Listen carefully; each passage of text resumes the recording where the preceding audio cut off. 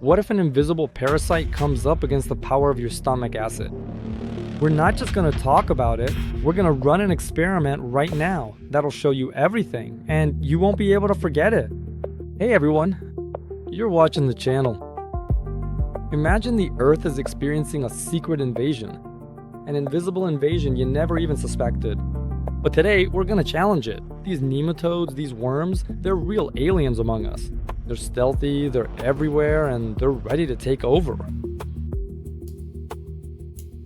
Attention friends, we're diving into the micro world now.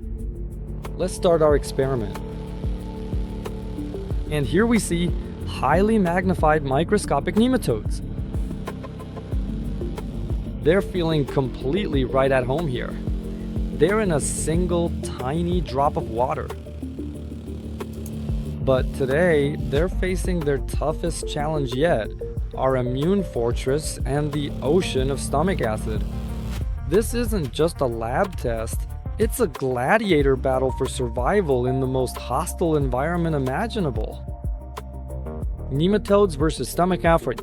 You've never witnessed anything quite like this before.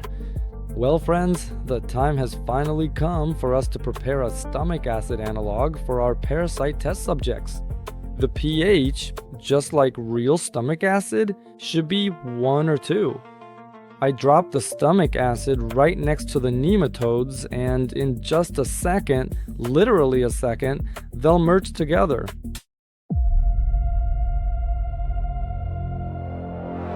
It's like a tsunami of stomach acid. The first front line of worms was literally dissolved and washed away by the stomach acid.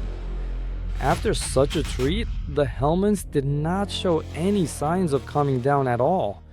On the contrary, they became even more aggressive and frantic, and their movements turned chaotic, almost like they were dancing. I hope Mozart won't hold it against me. The fact is that I actually made our nematode subjects dance to his music, but I carefully modified and adjusted the music a bit so it would be more appropriate for their unique physiology. Dancing is all well and good, of course, but our scientific experiment goes on, and now the most interesting phase is just about to begin. Now we really need to see and meticulously observe to determine exactly how long it takes for highly corrosive gastric stomach acid to fully digest these helminths. The process has started, and we'll see the results soon. Turns out we've got nematodes here for every taste, from huge snakes to the tiniest little ones. And there are also a lot of females full of eggs. It is also going to be incredibly fascinating to see, for example, how the second generation of these helminths manages to survive and thrive after the little treat we have prepared for them. So my friends, approximately 45 minutes have now passed. We've been waiting for almost an hour now. And only now have these nematodes, the helminths, started to change their behavior. Some have started to slow down, while others are moving more spasmodically, more jerkily. So another 10 or 15 minutes have passed, and their movements have slowed down even more, and the movements have become even more spasmodic. Here you can clearly see just how packed with eggs the females are. Each female can have 40 or even 50 eggs inside her. And she produces these eggs every 3 to 4 days. Just try to imagine exactly how many countless generations they can produce in a single month. So a full hour and a half has now passed, and only at this point have some of these tiny nematodes finally started to go completely still and straighten out, which essentially means they won't be moving anymore. They have at last succumbed and died in this long, difficult struggle. Another 10 minutes later, this is what the scene looks like. Some nematodes have already completely straightened themselves out, while others are still vigorously thrashing and wriggling around, and it's actually extremely difficult and challenging to calm them down. One nematode, look, has actually tied itself into a knot in this intense wild struggle and simply can't untangle itself anymore, making it hard to move any further. Alright then folks, the battlefield seems to have quieted down, but this isn't the end yet. There's movement inside the dead bodies. The eggs are still alive, and at this very moment, before our eyes, a new generation could emerge and hatch from the bodies of the worms themselves. We'll wait a bit longer, another half hour. Here you can clearly see what's actually happening. We can clearly see here that some of these eggs, sensing immediate danger, have just hatched and are now wandering around the bodies, almost like they're on some kind of strange spaceship. And while some eggs still have their protective shells, you can easily tell that they are all very much alive. It seems that not a single one of these eggs has died. Quite the opposite, in fact. They are incredibly active and hatching one after another. Just look at this eerie and unsettling sight. Witness how remarkably powerful they truly are, and see how the skin swells up because of their intense activity. They're ready to break through the skin to get out. Take a close look, folks, at just how incredibly three-dimensional the vivid image of this worm is.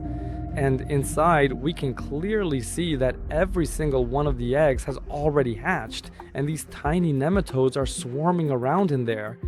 This honestly reminds me quite a bit of a three-dimensional spaceship from the classic movie Alien. That is the work of the famous designer Geiger, and this entirely strange-looking worm really brings his unique style to mind. It's just this kind of biomechanics. Really interesting. Well, maybe not everyone knows what nematodes actually are. Nematodes are everywhere, absolutely everywhere. They were probably here even before us, and they exist in such huge numbers that if, for example, you took our planet, looked at it from space, and removed all the Earth, like if only the nematodes were left, you'd still be able to see all the continents from space. There are so many of them everywhere. They're in the soil, in the water, in the ice, they're even inside us. So, my friends, it has already been a full 3.5 hours now, and still, neither the eggs nor the newly hatched worms, specifically those inside the bodies of these large mother worms, they are all still very much alive. And that is exactly why I think this battle has been lost. They have successfully overcome the very first barrier. But, as they say, this battle's lost, but the war isn't over yet. As it happens, it has been discovered that the bodies of the mother worms function very much like Trojan horses, or better yet, Trojan worms, that, much like protective capsules, are capable of successfully passing through the initial protective barrier. Friends, many of you have asked me to run experiments on these worms. For example, a great number of viewers have written to me recently suggesting I test how they react to turmeric or black pepper. So please feel free to let me know in the comments what you'd like me to test on these worms in the future. What would be more interesting or worthwhile for you to see, so to speak? Friends, I really want to thank you all for taking part in this experiment. Subscribe, there's still a lot of interesting stuff ahead. See you in the next episode at the next experiments. Bye-bye.